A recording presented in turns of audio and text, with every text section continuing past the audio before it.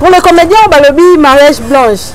Biso to ko affirmer ngote, to ko boya ngopete parce que ça limbininga mbininga. Na coutumier papa le ka, na civil papa le ka van. Mais obstacle moko salam ki na fête wana e pesinga na le libakuto loba ezake fête et salami mariage blanche. Omoni eza mariage blanche. La preuve année qui écoute même invitation ba commencer à elonga moi na mobali. Mobali azate bati ba dessin. Ninga na ye ya théâtre balobi eza mariage blanche. Si ko ngana yo toza ba journaliste to longlonde. Voilà, merci très chers fidèles abonnés de Vision Service Télévision. Merci pour la fidélité, merci pour la confiance. C'est bien le premier single installé la casquette de la presse congolaise. Une fois encore le plus, c'est la Katia, votre chaîne de Babi. Pour la première fois, Moninga na Yenda, donc pour la première fois, Moninga na Vola, donc c'est pour la première fois, mais c'est pas pour la dernière fois. Donc tant que vous avez le Bela, tout le monde a donc je ramène encore 100% analyse ici dans cette chaîne de Vision Plus Télévision, Vision Service Télévision, pour faire cette analyse avec mon invité de ce soir, de ce jour, ensemble avec qui nous allons parler de ce qui a été la réussite ou l'échec du mariage de notre actrice comédienne Ifoko Renate na éviter bandeko babengaki ba lobby bandeko ba comédien ba yaki ba lobby donc c'est tout ça l'analyse tout ça l'analyse au lobby les antivaleurs sur ce qui a été fait, pourquoi est-ce que Simbagité il fallait que ça la mabongo, pourquoi ça la makibongo. Là je dis un grand merci à Yasmine Sa pour mon invité de ce soir nous allons dans le plateau à tourner un peu au Pantanteke. Un clin d'œil à Maman Yvonne, mon peuple, le coq télévision, Maman Yvonne, Maman Nzongo, Maman Yvonne Nzongo, mon thème Lydia Claude, Maman Titi la grâce et mon thème musée à pourquoi pas aussi à Maman Maman Expérience Nzouzi, mon thème Papa c'est pour Nzaza. Toi Ramobimba, là il y a Simine Sako la patronne que j'ai dit bonjour maman. Bonjour Gaël Nestel. Bonjour à vous. D'abord Bate. D'abord Bate. Na rythme kaka ya Congo Ah oui hein. Il y a le Bézate. Il y a le Bézate. Ben nous allons partout dans le monde. On a évité la salutation à Nani parce que nous avons beaucoup de salutations pour Elben Nabango. On va faire l'émission, on va commenter, on va aimer. Bonjour et grand merci. Internet, nous sommes abonnés à Bisso.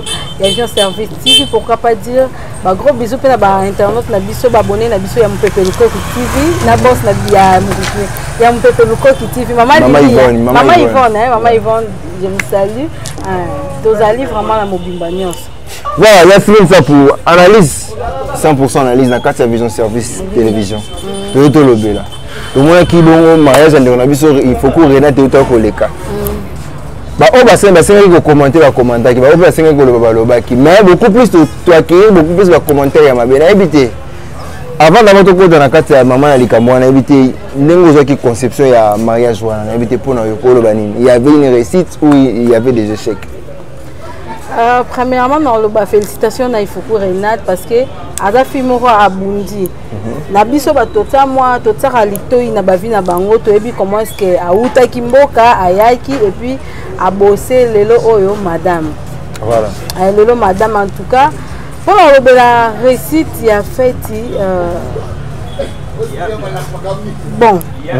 Na Sembola. Sembola.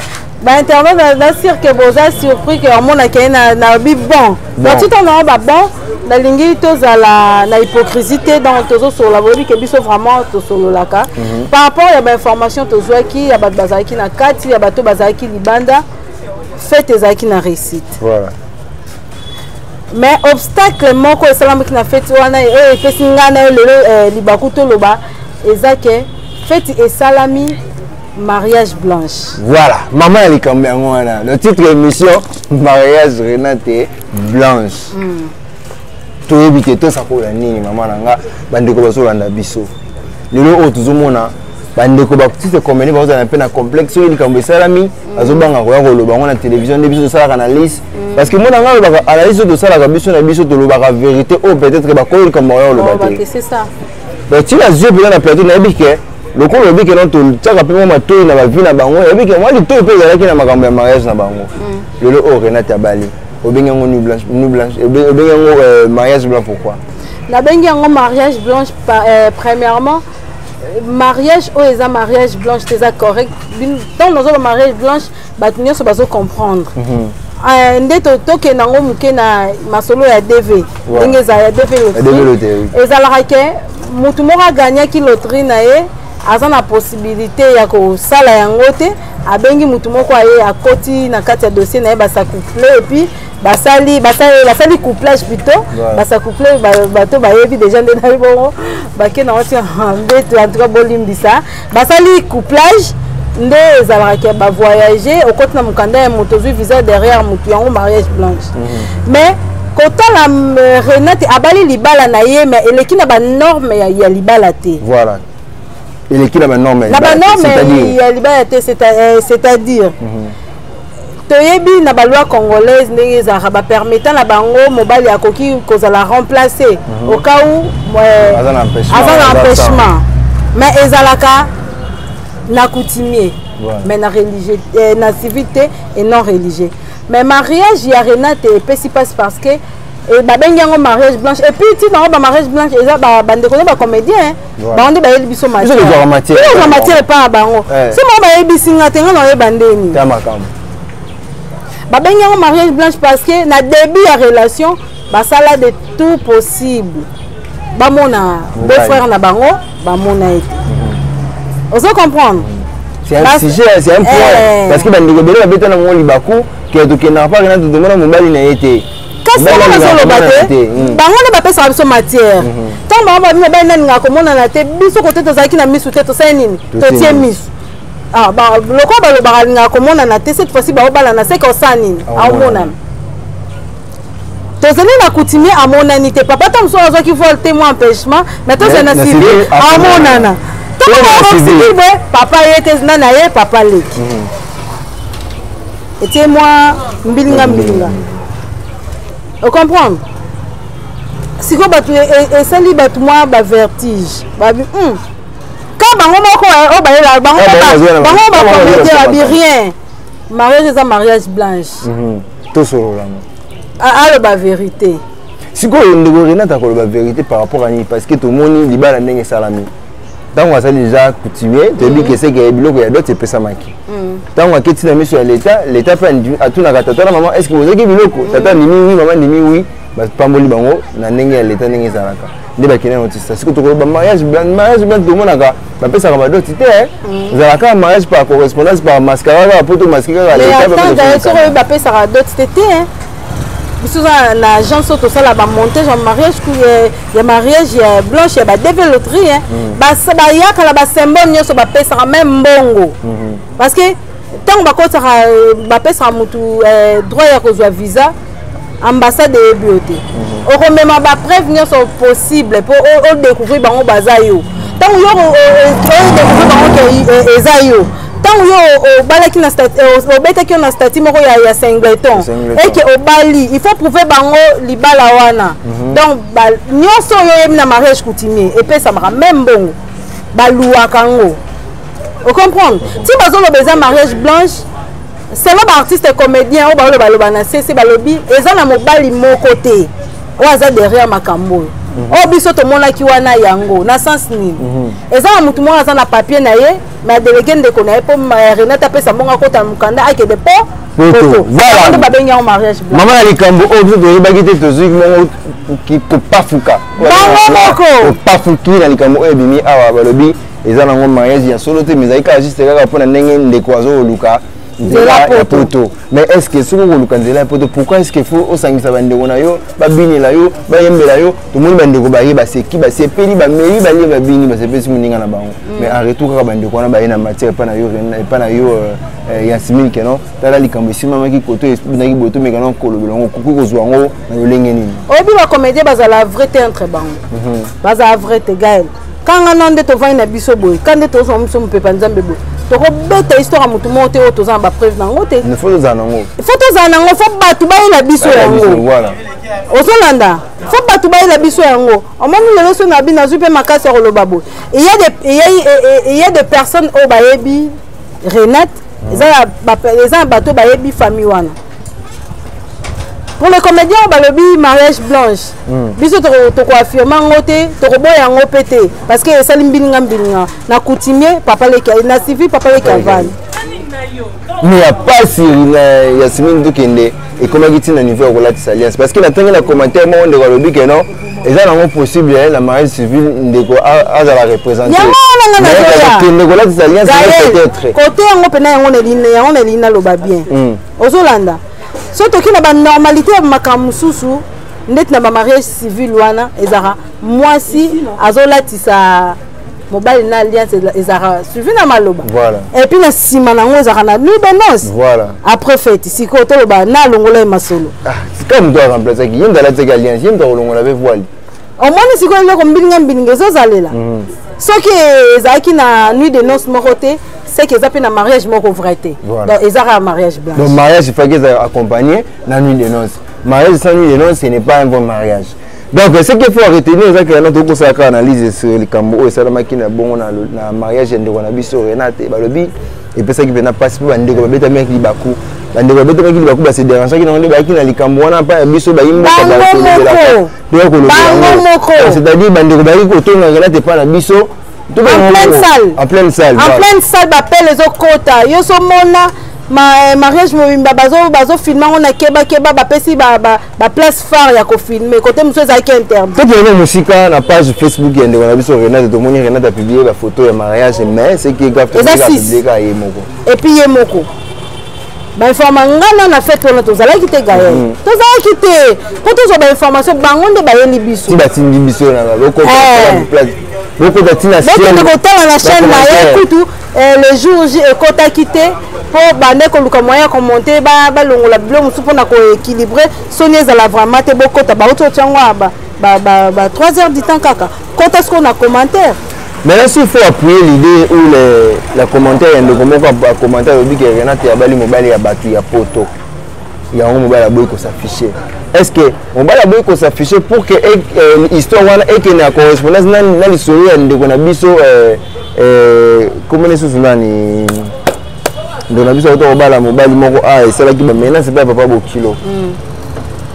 presque est-ce que ndeko aboy ko s'afficher pour na bongo te to les gens ont ga camouflage to ga ba dio ba ndeko balobi d'ailleurs to za ba réaliste commentaire wana na eza na sur le terrain au moins tezo balana to moni ke mobala monanité na tous les cérémonies mbala soki eza mariage blanche te c'est kaza mobala bato parce que eloko ya kitoko ya sengo na vie ya mutu après avoir koluka mbongo comment est-ce que mutu moko a se donné la peine ya kopesa mbongo po azala te on est wana nyonso na basanzwana sa vie eloko nini eza ko se cacher derrière babombi nini balobi ke mobala naza abala na ya poto mais on a beaucoup s'afficher pour que l'État a beaucoup ça d'une manière civile. La majorité basi ya théâtre ba obala basi ya kibiso batu ya média donc basi union so ba lekaka na etando.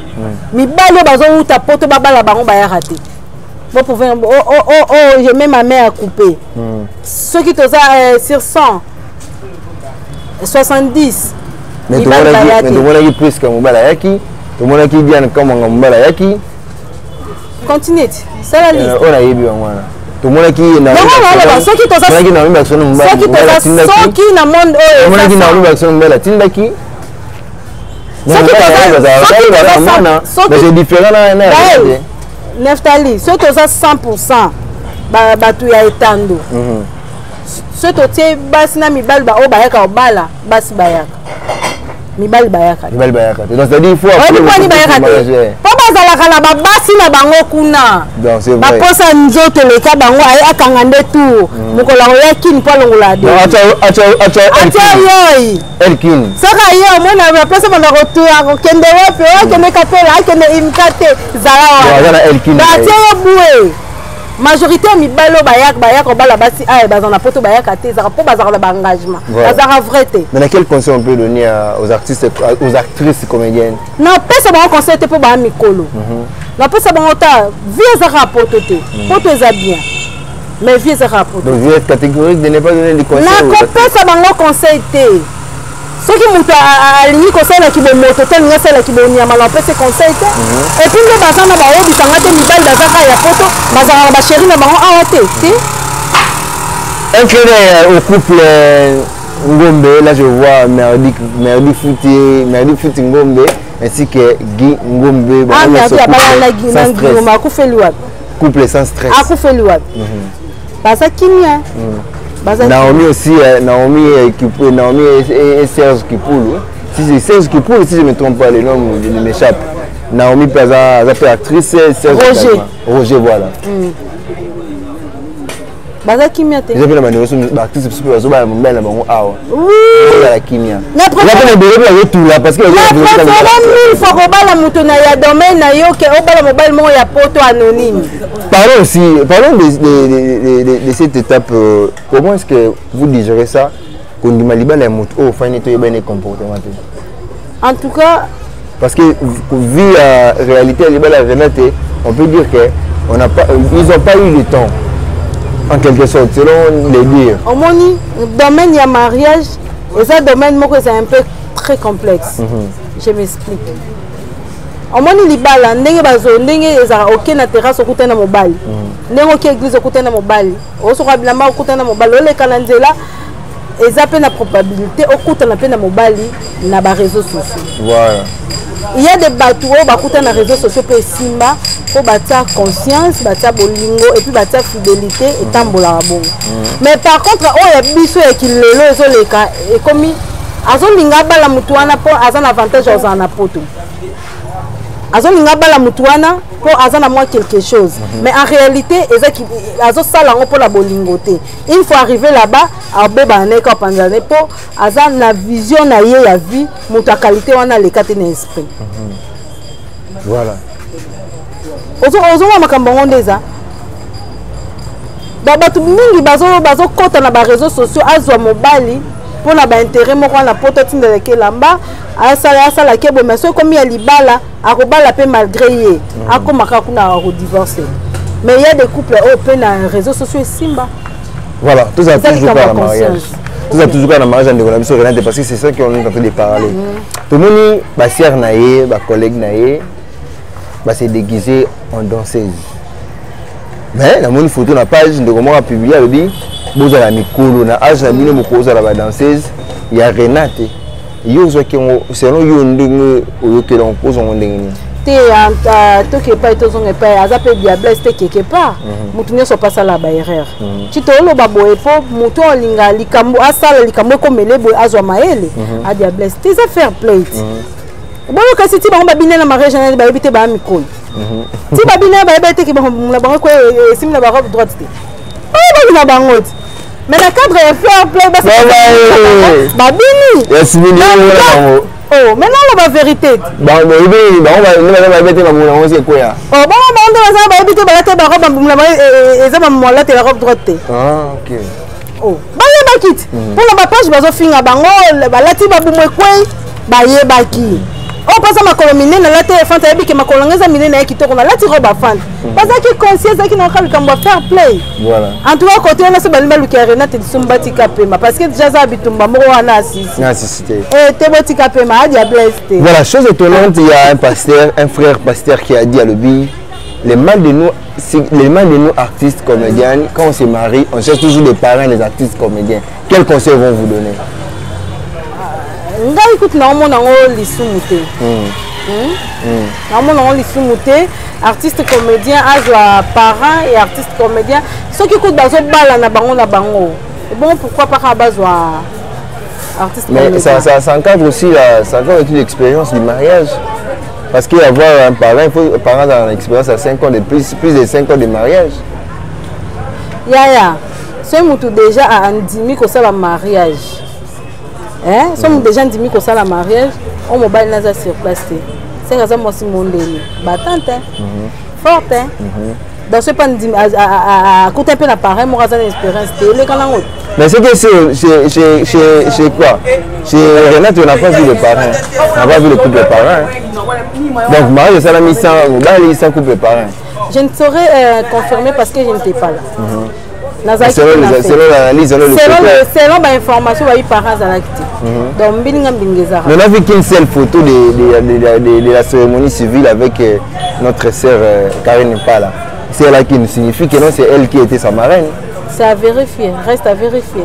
Dans la photo, le bateau, bango bakoya na bango moi to lobi boy tant kaka élément ezokota ba téléphone na ngana yayo ko sonner coûte au moins na vandia moi na vandia ngala zaki na fête mais comédien moko atinenga photo et invitation à mariage selon bango bakaza la photo batiaki ya mwasi mobali nzambe na ngai omoni eza mariage blanche la preuve année qui écoute même invitation ba commencer à elonga mwasi na mobali azate bati ba dessin ngaza na fête ba pesa invitation te na combien na mabonde et ce qui est grave aussi na porte d'entrée à salle tout le monde a la photo ya mwasi na mobali mais tout le monde va tirer la photo ya Renate cela ne signifie quoi en fait tous les actes ya manzo mon épée comme ça message tout bien en nini papa baninga na ye ya théâtre balobi eza mariage blanche siko ngana yo toza ba journaliste to londe mais s'il faut revenir encore en arrière qu'est-ce qu'il fallait faire la place bêtise comme pour baninga batonga baloba mabete il fallait faire quoi il fallait refuser le mariage civil ou il fallait refuser la fête mutu moko te akoki ko refuser mariage pour comment penser à bassiner ce moni kala moni même basso balela moi je suis une femme forte je suis battante balelaka elle a l'argent mazozanga mobali balelaka na bachamba bopela koti pena ngama mbongo belele mutu a gérer ngazate balelaka donc option ya mariage moi si monta ko lobake alinga mariage te ou soit akoboya mariage eloko esengelaki ya kosala bapesa temps na temps voilà jusqu'à ce que mobali azala disponible ya kokita sur le terrain parce que lelo baningane ba nommé mariage neza mariage blanche te ozomona et qui m'a bé peut-être que papa zala qui neza mariage blanche te mariage de rêve le benga mariage blanche l'absence de papa a été signifiée non non benga mariage de rêve pour mariage na ba cotisation ezalate mariage na akabol babiloko na gratuitement on a que azalaki na bolingo yango pe apesaki eloko na yango valeur mais trahison et koti tango ekomi ke na ba cérémonie mobali azate to assiste kama ma fête ya bato mibana bango bazala libanda omona ka coutumier civil ya penza o signer aye asala ngo vite paseni azongi peu importe le travail au sein même ça congé pour une semaine donc on même pas pour une semaine au sali civil na ozongi mais est-ce que s'il faut aller plus loin qu'est-ce qu'on peut dire qu'est-ce qui a empêché que l'homme arrive pour sa cérémonie de mariage civil na éviter la question ya empêchement Renate ne faut répondre parce que le mal de nous si on reçoit la personne la concernée elle ne va pas tout dire donc tout ça l'effort tout pourquoi alors s'il faut dire que par contre il refusé au sa réponse mais s'il faut dire que ce qui a fait que l'homme a été c'est parce que c'est au moins il revenir ce qu'on a bien appelé sa réponse na roba mobile oyate parce que ça qui mariage blanche na roba mobile oyate parce que ça un engagement na ko s'afficher témoin na poto à s'enflammer voilà na roba mari et ça bateau parce que la double nationalité triple même à cause de la France ça s'appelle la nationalité né belge moi c'est à poto baza ba français à rappelle ndako na Belgique na peut ça paye ya ça arrive aussi donc à quelque sorte mais à quoi que ça s'afficher té pour ba belle famille bazara na qui et surtout que Renate sur YouTube oh et bon ce que mutaza moi si na kuna belle famille na eza s'afficher ndeni na ndeko na bala te so avant de l'équipe na soin est-ce qu'il y a possibilité de vérifier l'invitation est-ce qu'on a écrit le nom du mari ou on n'a pas mentionné comme ezali elongi ezate eloko pe ko prouver que comme wana eza yaye ezate parce que yemo mutu pe azate tonga to yo kango to basala ba présentation ba mari siko esalamité mais non mais les petits frères étaient là on va toujours comprendre que non les Mobali il est connu bon peut-être le quoi basala ba makila moko assister à une cérémonie na soka pas le rôle de meleki na alors on est de meleki na bon nini j'ai habité mariage ils ont accompagné la nuit de noces oui bien monté parce qu'on peut divorcer avant non on n'est pas là pour parler de divorce légal mais on est là pour parler de mariage et de s'il faut retenir oh c'est la mignon du début il y a cérémonie jusqu'à la fin de cette cérémonie il y a mariage et réunion il y a civil ça au Koloba mariage fête ezalaki kitoko eloko ekitisi fête eza absence ya mobali Et puis biso tout ça personnalité publique. Vie privée a raté. Nako bomba sur Gaël Ebinga Mouké attendez de venir na plateau mon salaire au leka au tumbanga. Obligé. Nako bomba et ça na bateau ba mona biso tozo leka na télé ba entourage na biso tango pas prouver mutu ka Ebinga a betele moi détail vi na ndambo. Ozolanda. Wala kutu yesni tozane côté moko kutu za boye mutu ana zo matière. Et puis matière na yewana a bomba ngoye mokote a okende kopanza. Bah oh le bami le qui n'a fait toi là tu vas bien en mariage blanche et ça pour batu baebi mukie Renat baebi pe papa mingi bande ko na bango ba artiste comédien le ko bazara vrete bazo betele maboko na sima ba osani ba onyonga po bango ba bini ni ke banda relation banda na mutu amona mobala Renat kuto za na comédien moko adjoint na Kidiba akanga na Kidiba yende siko a confirmer pe baninga na ine so omeni obomoni wana yete ye asola zala parce que si c'est pas le cas on allait comprendre que non mobile lié wana oui parce que c'est en disant les hommes mascarade moi ça ni wana et puis ba sala en propre si de moni ka mobile avec si moi si alliance mais de moni pas si moi c'est la mobile alliance il a là de signifier maman de non exact mais c'est vrai le restaurant même la chaîne exact bato ba se plaindre même bango bato ba comédien même bateau balingaka bango même bateau batalaka bango dans mutu na mutu azo pesa avis na ye Gaël au retour commentaire réalisateur en retour ba commentaire on a eux capturé na chaîne voilà pour baza vrai parce que ce baza qui vrai ngala ebe que analyse ya le mutu ça les artistes comédiens et voilà ya te pour nini obanga Renat apesa e rôle te so ba solna muninga ba mine vérité na mokila simata mususu nga salaire abongisi. C'est ça aussi le mal que je devais parler aux artistes comédiens. Quand on parle de l'amour, on doit s'aimer entre nous.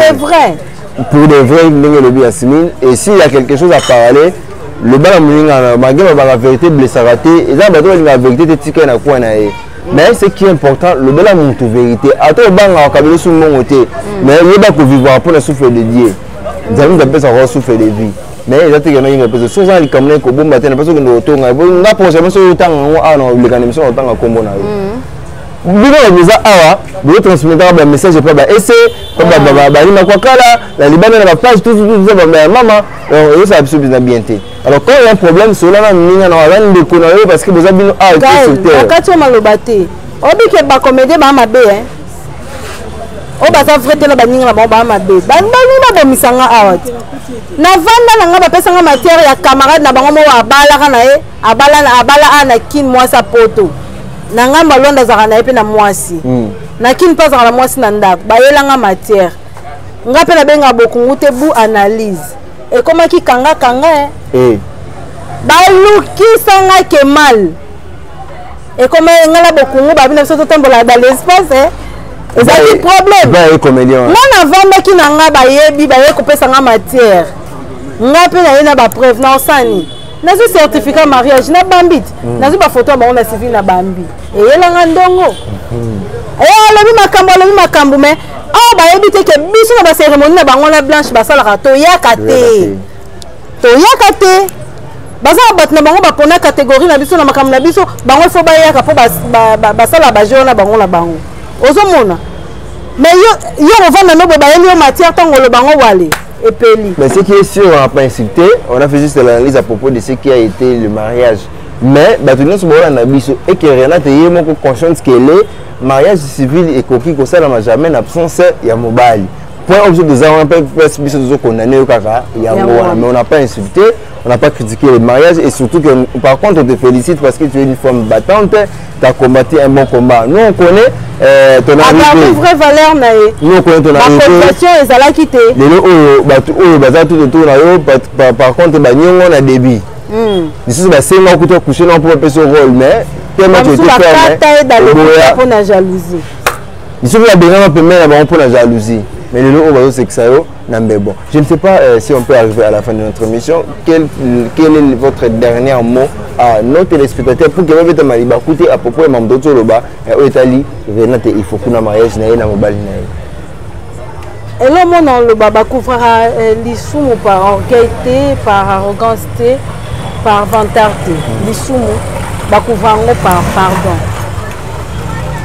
eza nango mpe important te aleka asexpliquer eza nango mpe important te mais eza na bato moko oyo abetisi bako balingaki mingi soki aza na courage ya koseskize bobetana bino na mabaku te ngana papa toza na biso bien ezalaki ta maladi ata nini esala ye bien et puis regarder public na ye ozomona na bandeko na ye nde bacomédien oyo bayela ye oyo bazolobaloba na sese bokendaka droit au but so il y a un problème benga moninga na ye omoni acte osali kosala yango te po ekomemela oyo baretombe boye peut-être soki baencadraki ye to barecadraki ye avant soki azali na moninga apartageaka na ye akoka mpe koyebisa ye omoni nde eza bokosala nango boye te mpo esa boye te ocomprendre mais eza na bango bloc ya bato balingaka kaka bashita bato lokola bango bazwi na bango te baleshek il faut basalisa motu azwi na ye aza na nzela bien mpe erreur ocomprendre donc bazwi ye mpena bien na motambo baboye epesa conseil mpo abali bango batikali mais likolo nango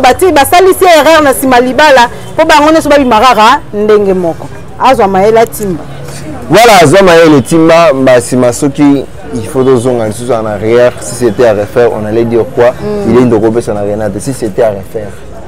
Ceux qui à refaire, on a bissé liba les aka course té, les alaka lit té, les alaka et l'autre mot muta mérité en haut. Tant de gens mérité locaux qui tissent à monter ma au salon on a ba norme. Il ça là bien. Parce que RP famille comme une inquiétude. Est-ce que moi, je suis bali mobala bat mobali na ye donc pour le même des actes mobala bat bamisu pe balobi aza mobala bat te mais eza mariage blanche à continuer na dossier ndeko moko a commenté lobi ce que bezaki makambo ya démarche qui n'allait pas fêter parce que on a coulisse c'est ça mais moi j'adopte ce point là. S'il faut que les gens aient des démarches, il faut qu'ils aient d'une manière bien. Il y a des limones qui ont des limones qui ont bien. Par contre, pourquoi il y a un aboussoto pour que l'homme soit critiqué en tout cas, il va passer. D'éviter dernier culte. Nous avons carrément une nationale dédicace dans beaucoup de les cas. Waouh, merci beaucoup. Merci beaucoup na bande konyo so bozali baku ya landa biso na Vision Service TV, la meilleure des chaînes. Un grand merci à Motolandaï, Mama Patia Masonye Makelele. Des gros bisous à Francis Katia depuis la South-Afrique, visite à Masolo. Des gros bisous à Charles Ngondo, le vrai. Pourquoi pas dire merci aussi à Gaël Neftali, Babi, merci beaucoup. Soboni, maquillage, tresse, coiffure.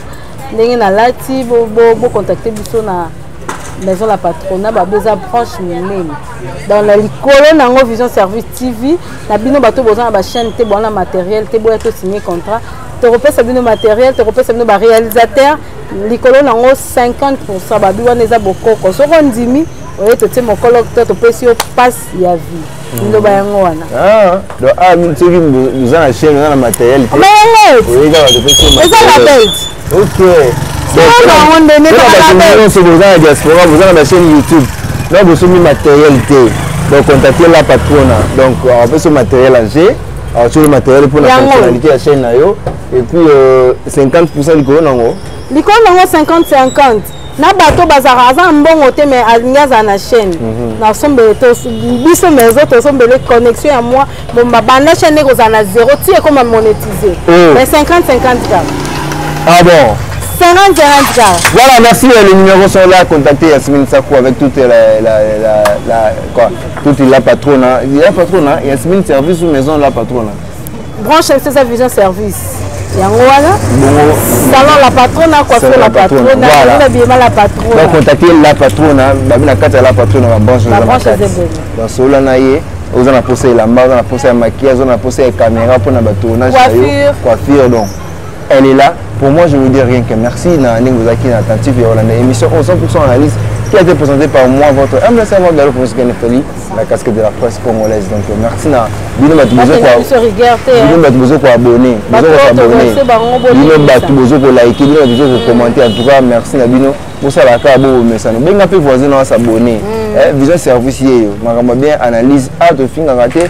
Tu as besoin ça la analyse est-ce que biso to fingi mutu est-ce que to finga rabat nazala nga prière que nous sambate ngaso funinga lelo bakanga lobi donc au père de na yo osanga lo monte matière ba yeli biso to sololi to sololi eza mamoza réel Donc, c'est ça. Merci, Yasmine Sakou. Moi, je vois que... Maître Bilo, le bassin de la Ramoutou, sur aux en raison. Ok. Maître Bilo, le but, ceux qui ont la raison, ensemble de l'autre, Maître Bilo a intervenir. Voilà, merci. On se revoit au prochain numéro. Bye.